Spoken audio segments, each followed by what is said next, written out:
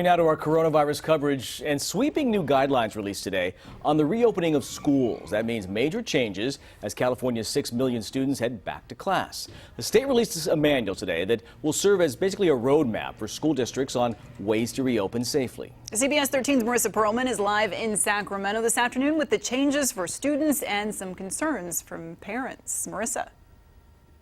Staggering schedules, physical distancing, and taking your kids' temperature every time they walk into the school building, all part of the guidelines laid out by the superintendent today. Parents tell us this is nothing like a return to normal and fear this could just cause more confusion for their kids. It's unfair to the children. Our kids, they deserve better. Carly Engline in Lincoln has been busy with her 3 young girls, required to take her oldest through distance learning. This is going to affect them long term. She read the guidelines released by Superintendent Tony Thurmond today. She's worried about a lack of structure come fall. I know how my child thrives in an environment of consistency, stability, doing the same thing every day. And for mom Courtney Campbell, she tells us she eventually gave up on teaching distance learning to her first grader. I don't even know how to make sense of all of this and process it really right now. The guidance is just that, guidance. It will ultimately be up to each district leader of what school will look like in the fall. School reopening is a matter that is decided locally.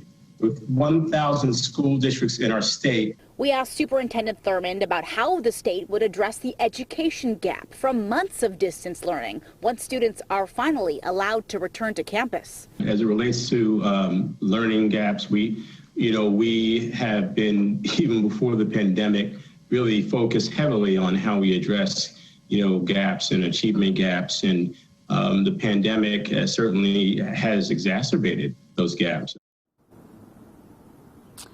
Yes, something he says they will address this coming fall. Staff will also be wearing face masks the entire day. Your kids will be encouraged to wear them too. They'll also be guided to stay in one classroom the entire day. Thurmond says many schools have expressed concerns about funding, especially when it comes to PPE and how to enforce physical distancing in school buildings. We'll talk about that and get reaction from some area school district superintendents coming up in our next hour.